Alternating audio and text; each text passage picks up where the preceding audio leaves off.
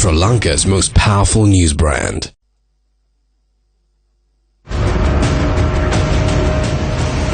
Newsfirst Newsline with Faraz Shaukat Ali. And a wonderful morning to you. This is Newsline, live as always from the Newsfirst studios in Dawson Street in Colombo. And the traffic is playing havoc, unfortunately. And our nominated, agreed guest, Dr. Nalinda Jayatissa from the JVP, is stuck in traffic as we speak somewhere near the Castle Hospital. So whilst we await his arrival, we hope he will get here before the halfway mark at least.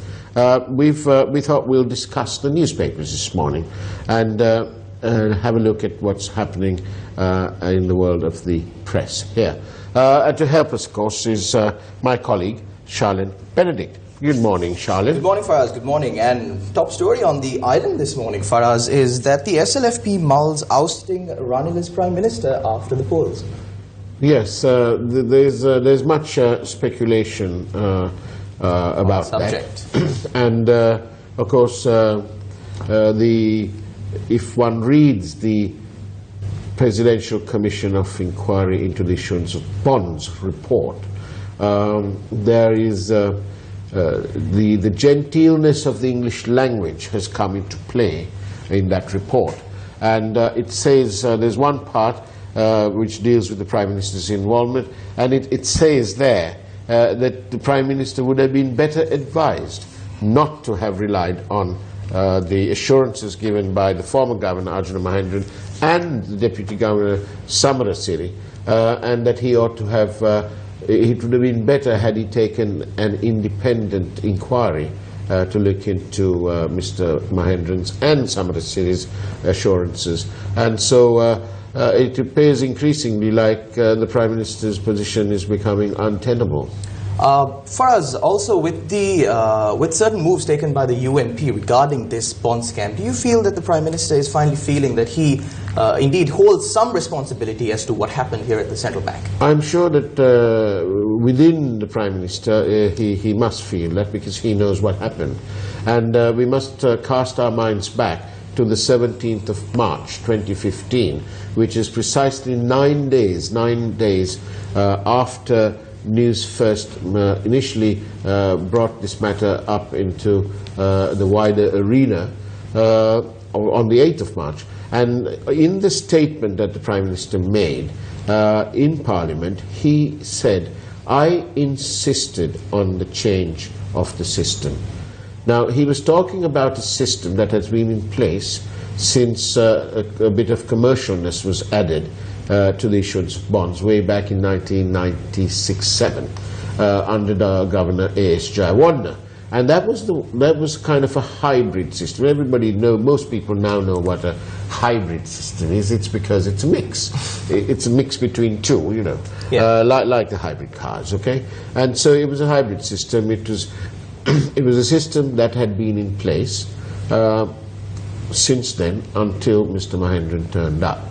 And the Auditor General spoke of the old system, the system that had been in place that I'm talking about. Let's call it the original system. And the Auditor General said and was in agreement that that system was the least cost method of raising public finance. We must understand also, Sharon, that the raising of public finance in terms of bonds and bills by the Treasury is the single largest procurement undertaken regularly by any government of the day. That is the bottom line. That is basically how the government earns its bread and butter.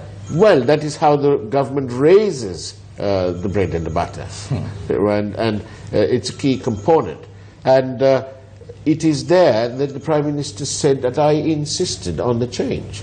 And if we look at the Oxford Dictionary of the word insist, it is without refusal. That's what it says. You know, you say it in Sinhalese, you'd say bala karana. You know, if we look, we played this before on television. We got the Malala Sacred Dictionary out, and so on. So there are aspects of that Commission's report which may lead some people to think that this report has left out some key components, including the bit that the Prime Minister says that he insisted. And we must also bear in mind that the Prime Minister not only admitted to that, but continued to thereafter say that there was nothing wrong. Indeed, for us, the fact that he said that there is nothing wrong, everybody in the political arena from the government's point of view said that there was nothing wrong. There were even books composed that there was nothing wrong in the central bank bond issue. But now an independent presidential commission has found out that there was in fact something wrong for us. And we continued to... Yes, sorry, I was going to test your knowledge to ask you if you knew who wrote the book. Well, Faraz, I think we all know who wrote the book. And it is? And it is? Shall I say it? I'll give you the... You give me the honors, yes. Honors? Sujiva Sen, the singer. He wrote the book. And he made something like 223 telephone calls. But unfortunately for dear chap, Sujiva, he made these calls after the book was published. So there you go. On that note, the traffic apparently has eased up. We're going for a short break, after which we'll have the pleasure of the company of Dr. Nalinda Jayatissa. Don't go away, do retune. This is, after all, Newsline. And welcome back to Newsline, live as always from the Newsfirst studios in Dawson Street in Colombo. And thanks to the traffic, Dr. Nalinda Jayatissa was late, but he's now here. Good morning, Doctor. Good morning. And thank you for coming here. You got held up in the traffic. Yes. Now then, you've carried here with you Yeah. the what? This is the bond report. Yeah, bond report. Yeah. Okay. All right. It's very quite heavy. It's quite heavy. Yes. Can you tell me how many pages is this car? Yes. They are altogether. See. 1,000 something, Yes. right? Yes. More than 1,000. But then there are annexures as well. Yes. Annexures. Now then, I want to say this to you. The page 930 Yeah. of the report, Yes. which is the Prime Minister's statement in Parliament on the 17th of March, it says there that the evidence does not suggest that Mr. Mahendran was instructed or ordered. Shall we read that? I read it. The evidence establishes that Mr. Mahendran had not been instructed or directed by the Honourable Prime Minister to act unilaterally and immediately suspend or stop direct payment on 27th February 2015. Well, Yes. it's an astonishing statement when we consider that we have what the Prime Minister said. He said he insisted on the change. And the word insisted means forcefully and without refusal.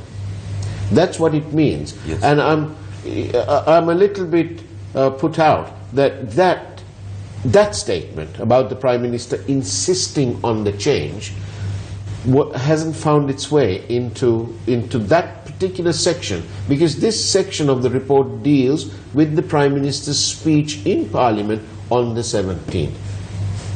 I am actually disturbed that it's not there in the report, because its absence means that some people may believe and may begin to think that the report is not impartial, that it is partial. Yes, I can remember that Mr. Mahendran's evidence on COP committee, Yeah. maybe the 2016 October, Yeah. that he mentioned the Honorable Prime Minister instructed him, or actually insisted followed. him, yes, to change this the way of taking the bonds, bond, of yes. issuing the bonds. Yes, and yes, and media reported that Yes. after evidence of Mr. Mahendran. Of course they did. And so it's a little bit completely shocking. Some people say that there are old school boy networks and friendships from the past and so on. Sorry, Dr. Nalinda, but this is what Newsfirst from day one been saying, that there was a conflict of interest and a departure from process. I don't know why these people appear unable to understand such a simple thing, which is that they change the system without following the rules. A departure from process. That's why we are all paying high interest rates today. Yes, and anyway, the minister who is responsible, who is in charge of the central bank, can suggest to change it, but he can't insist because it has a procedure. So they have to follow the procedure of taking the consent from the monetary board. It's a must. So the failure is this procedure totally violated. Like everything else. Yes. Everything else. I challenge anyone to send me a message now and tell us any project of any significant value, let's say over $25 million, where the government, this government, has done something without any form of controversy. This is the whole problem. This entire corruption issue centers around the departure from process. For heaven's sake, there is a national procurement tender guideline. We have a letter from this Prime Minister on the 30th of March 2015. He says that unsolicited bids, as a matter of policy, should not be accepted. And what on earth does he do? Can you understand the people's frustration?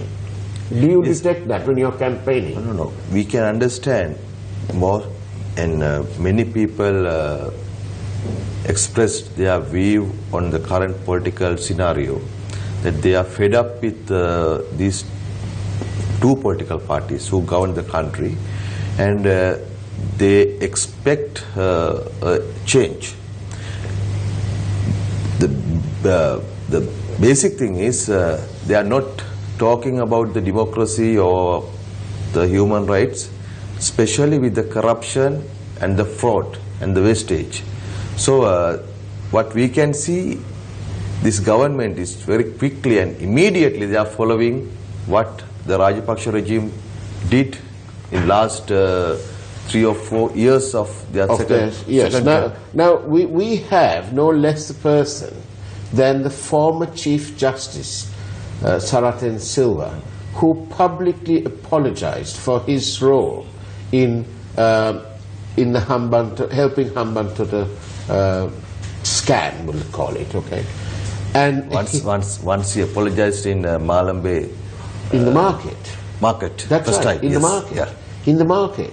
And his conscience got the better of him by then. And he said that. And you know, he was not punished for that, right? He just said sorry, but he changed the political landscape of this country with that single decision. It's amazing the power that some people have. And I don't know if this was a mistake on the part of the Commission. I really don't know. But if one is going to be writing the report on the Prime Minister's statement on the 17th of March, then they must include that sentence. No, I don't think that this is a mistake.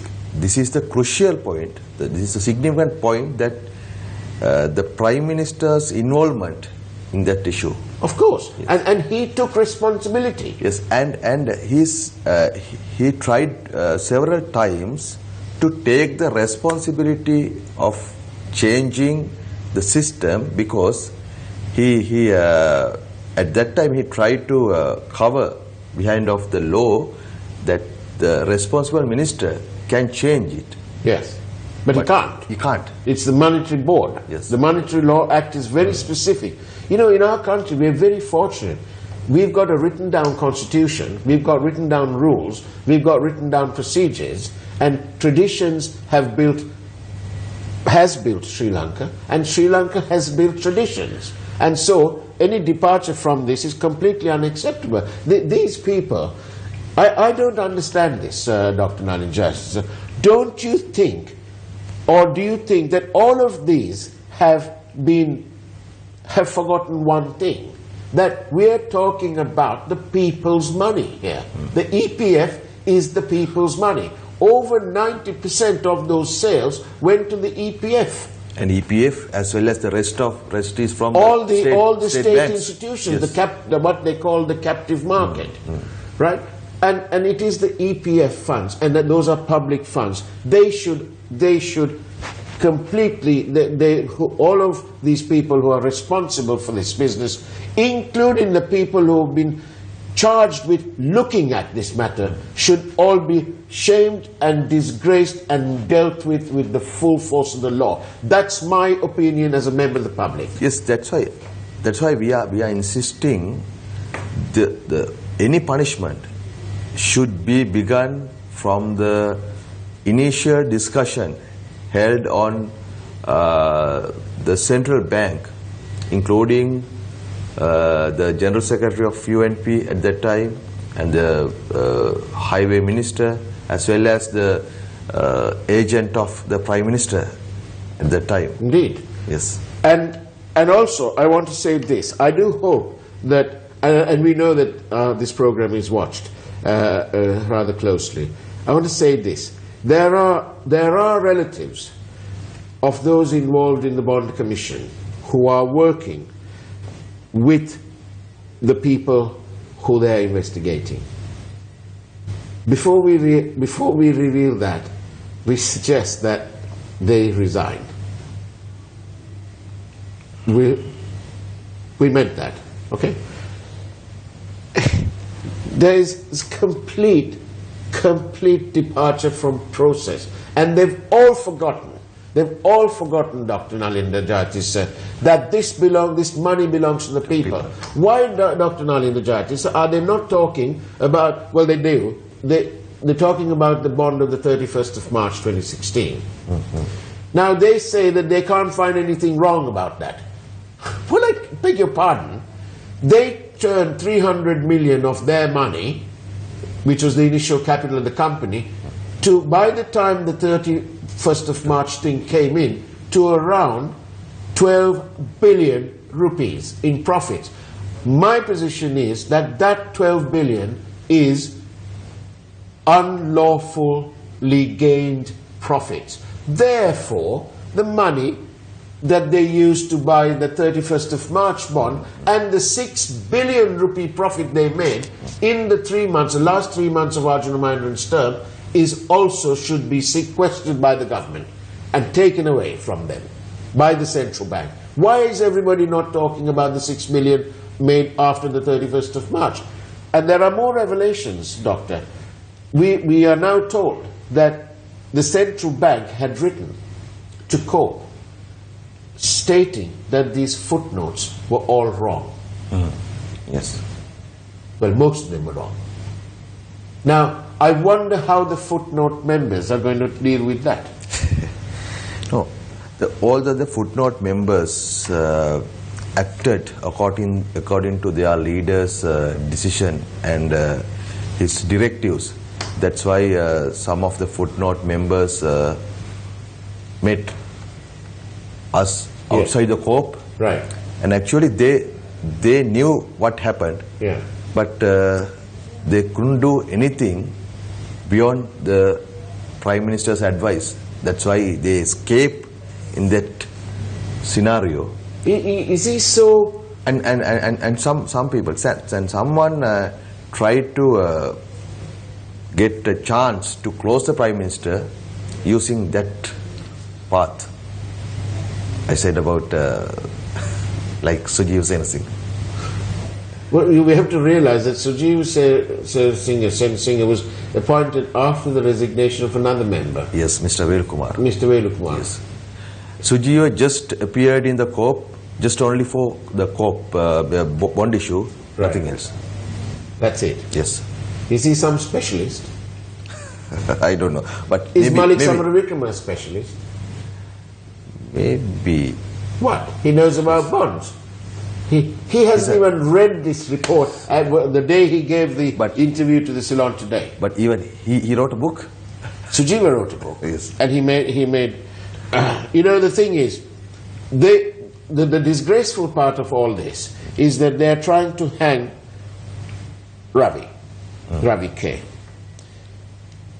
You know, we are not trying to say that Ravi is right, far from it. But the point is, they're just trying to hang Ravi, keep the 6 billion on the side, and pay 9.2 billion, which is merely the avoidable loss on the day. You know, that is one of the old political strategy that mentioned in Machiavelli's Prince. Oh. Yes, that we can take one minister, put all the blames on him and hang him.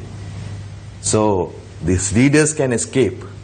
So that is one of the strategy practiced since history. So maybe they are practicing that way. Ravi K should fight this, because if you know, once convicted, the stigma will remain with him and his family forever and a day, and he must fight it. And you know, we also must remember what this agent, this Sujiva Senasinghe, did. He went to court to try and block the publication of that first court report. But he wasn't very good at it, was he? Because once you go to court, that evidence becomes a public document, and then he had to go and withdraw it. And not the first time. The second time, for the second report of the COP, the UNP good supporter, Reverend Tiniawala Palitha, he was sent to the court against the COP members. So always they try to block using the judiciary procedure. But anyway, now we can see a report, and we are going to debate it. But I don't know, from the debate we can't do anything. This is now already 15 months has gone. And over a month since this report came out. Yes, no, I mean that after the COP report we presented to the Parliament on October 2016, Prime Minister promised to the country that he sent it to the Attorney Generals to start the court procedure, but nothing happened. Why do you think Sujiva went to court to try and prevent the publication of COP 1 report? I think he tried to cover up whom? Cover his leader, as well taking the chance. You mean clear his leader as in who? As in Ranil Wickremesinghe? Yeah. Who's? So he didn't care about the people's money. Yes. State finances. Maybe he thinks that he can get the votes from distributing money, but to exist in the party, he wants to take the favor of the leader. So you know what happened to him before the bond issue. So in political view, he tried to use this chance beside the people's money. He forgot everything. It's all very sad. Yes. It's sad and bad. And this report is such a shameful document, because it brings disgrace to this country.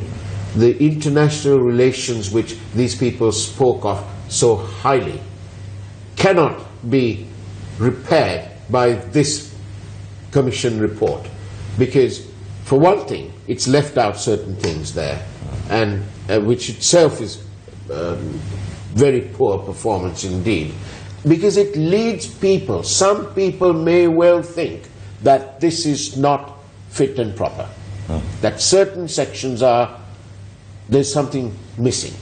That's what some people will think. And certain sections missing as well. The most important sections not much stressed. Exactly. Yes. The beginning, in any matter, one must start at the beginning. And in this instance, the beginning was completely flawed. Completely flawed. It says in this report, and at least in that bit, we must admit that they've got it right, they've completely, highly critical of Arjuna Mahendran. He lied. He lied for the benefit and knowingly the benefit of perpetual treasuries. It's in the book. Yes. What is the JV? Is this one of these things you're highlighting as we try and come to the end of this? No. I mean, in the debate, we are going to reveal what the facts missing. Is there any sensitive information in the missing? Some people say there are pages missing from here, or annexures. But then we can inquire the Secretary of the President in the Parliament regarding that issue, because the Speaker. I'm told that Yes. some of this missing information, Yeah. that some of the missing or confidential information includes investments made by those connected to perpetual treasuries. Let's just get it out of the way. Have made investments in companies owned by serving ministers in this government. That's what I'm told. I don't have a document. I'm waiting. I'm Maybe. sure the public, people who have this document, people who know about who's working in the offices, the relatives working in these high offices, I'm sure members of the public, in the better interests of the public interest, will get in touch with us. Once during the COP committee that they tried to hide behind of the secret information of central bank. That effort was highly criticized by the Auditor General. But again, we can see they are going to they're going to hide. It's another cover-up. Cover up. Dr. Nalinda Jayatissa, thank you so much for coming on Newsline. We'll have you on Talk of the Town shortly, which broadcasts on Yes FM 101 on the morning show. Thank you very much. And that's the way it was. We're sorry we overran a little bit. And do watch out with the traffic, because there's a whole lot of traffic about. Take care and God bless.